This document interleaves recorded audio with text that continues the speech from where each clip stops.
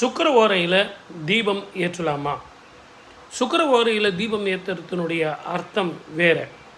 ஆனால் ஒரு வீட்டில் தீபம் ஏற்றுறது ஒரு நாளைக்கு 2 முறை ஏற்றணும். ஒன்று பிரம்ம முகூர்த்தம், அட்லீஸ்ட் ஒரு 6 மணிக்கு முன்னாடியாவது தீபம் ஏற்றுங்க. அதே மாதிரி சாயந்தரம் சாயரட்ச வேளை அந்த தீபம் ஏற்றுறது மணி 5:30 மணியிலிருந்து 6:30 மணிக்குள்ளே நீங்கள் அந்த விளக்கை ஏற்றணும். ஸோ இந்த 2 நேரத்தில் தான் விளக்கு ஏற்றுறதுக்கான உண்மையான அர்த்தம்.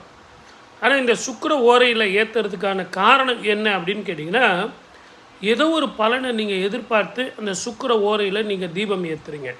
அந்த தீப வழிபாடு நீங்கள் எதிர்பார்க்குற அந்த வேலையை முடிச்சு கொடுக்கும் அப்படிங்கிறது உண்மை தான்.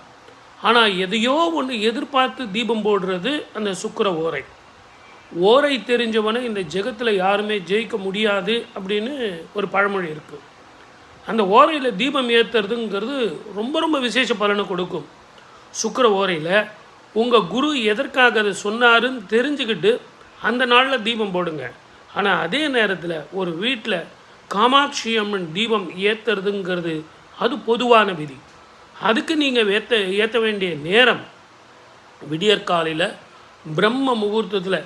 நீங்கள் குளிக்கணுங்கிற அவசியமே கிடையாது. கை காலை கழுவிக்கிட்டு முகத்தை கழுவிக்கிட்டு கொஞ்சம் தண்ணி குடிச்சிட்டு ஜம்முன்னு ஒரு தீபம் ஏற்றி சுவாமிக்கு முந்திரி பருப்பும் அந்த கல்கண்டும் வச்சு நீங்கள் நைவேத்தியம் பண்ணிவிட்டு உங்கள் வேலையெல்லாம் பாருங்கள்.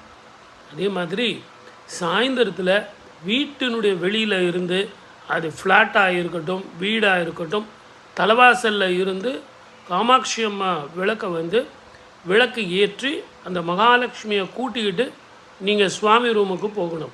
சார் எங்கள் வீட்டில் சுவாமி ரூம் இல்லை சார், ஒரே ஒரு சின்ன ஒரு அல்மாரா மட்டும்தான் இருக்குது, அதில் நாங்கள் வச்சுருக்கோம். பரவாயில்ல, அதில் எடுத்துகிட்டு போய் இந்த காமாட்சி அம்மனை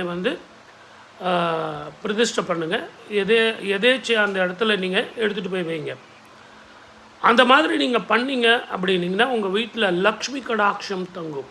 அதே மாதிரி உங்கள் ஜாதகத்தில் பெரியவங்க என்ன சொன்னாங்க அப்படிங்கிறதையும் இதையும் போட்டு குழப்பிக்காதீங்க. இது வேறு அது வேறு.